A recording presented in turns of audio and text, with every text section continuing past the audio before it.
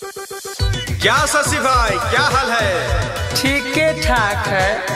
अरे काहे लड़ुआ के बोल रहे हैं? क्या बताएं भाई, जब से हमारी लाइफ में हमारी वाईफाई है ना, अच्छा, सब उल्टा पुल्टा दिख रहा है, उल्टा पुल्टा लगू रहा है। अरे हम समझे नहीं, जरा खुल के तो बताइए। अच्छा बतावत है। वाई फैमिली ट्रेंड है, हंसी पे लग गया बैंड है, दिन भर फोन पे लगी रहती है, पूछू तो कहती है फ्रेंड है। हाँ यार, कुछ दिन से मिला रहे हैं, पहले तुम सनी देओल लगते थे, अब तो जॉनी लीवर लग रहे हो। अरे हमारा गलती थोड़ी न है। पापा के कहला पे कहले नी शादी, शादी हमर बावे बर्बादी,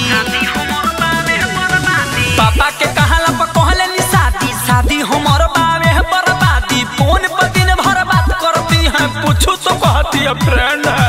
ओ तेरी पहले से बीबी ने रखा बॉयफ्रेंड है। अरे दादा, पहले से बीबी ने रखा बॉयफ्रेंड है। तू तो गया भाई। पहले से मौगी ने रखा बॉयफ्रेंड है। अरे यार रखी है। हाँ भाई। है वो शहर की लड़की, होगी खिलरुआ बड़की, पहले से बीबी ने रखा बॉयफ्रेंड है वो शहर की लड़की, होगी खिलरुआ बड़की, तुहरा में कमी बाकी ओकरा में कमी। नाना हमारा में भाई रे ना पावे खाना कमी। अरे यार आजकल ऐसा ही प्रोडक्ट आ रहा है ना।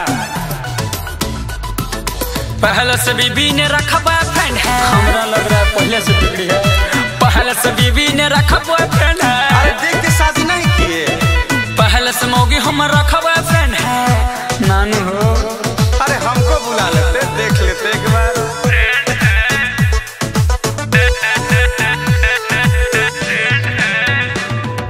कोइले बाटे अगुआ दादा हमारा संगे धोखा, ऊपर से सिल पैक लगेले, अंदर बिया खोखा। अरे 2 नंबर का माल मिल गया भाई तुमको।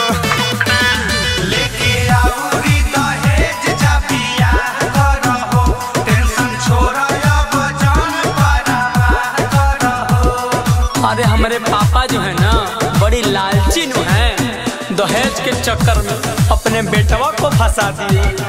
अरे बाप ऐसे ही होते हैं, पैसा चाप के लेते हैं, 2 नंबर का माल फांस देते हैं। चुम्मा वाला 24 घंटा मैसेज करती सेंड है। तुम्हें देती है कि नहीं? अरे सब हवा में उड़ाती है नू। पहले से बीबी ने रखा बॉयफ्रेंड है। अरे सब रख रही है आजकल। पहले से बीबी ने रखा बॉयफ्रेंड है। अरे हम जानते ना तब बिहेव नहीं करते। पहले से मौगी ने रखा बॉयफ्रेंड है। अब तो हमरो मेहरा पे शौक हो रहा है।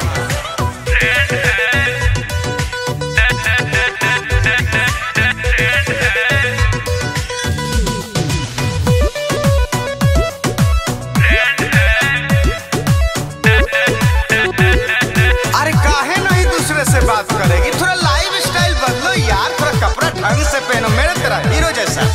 अरे 1-2 बार ट्राई किए थे ना भाई, कहाँ कोनो प्रभाव। एक दिन झाड़ झुर के ओइनी लेके ओकरा लाई अंगूर, देखते कहती या राहुल रोश तुम तो हो लंगूर। अरे मंकी बोलती है हमको। शॉपिंग ओकरा के करावा जा घुमावा शहर, शशि लाल प्यार जागी ओकर तोहरा ऊपर। अरे भाई उसके दिल में कोई और है नू। हमको कहती रहती पति मिल गया हाफ मैंड है। अरे क्या बात कर रहे हो, वो तुमको पागल बोलती है। अरे बोलती तो बहुत कुछ है नू, लेकिन क्या क्या बताएं भाई आज सब बता दे मुझे। अच्छा जो दिल में रखे हो बता दो।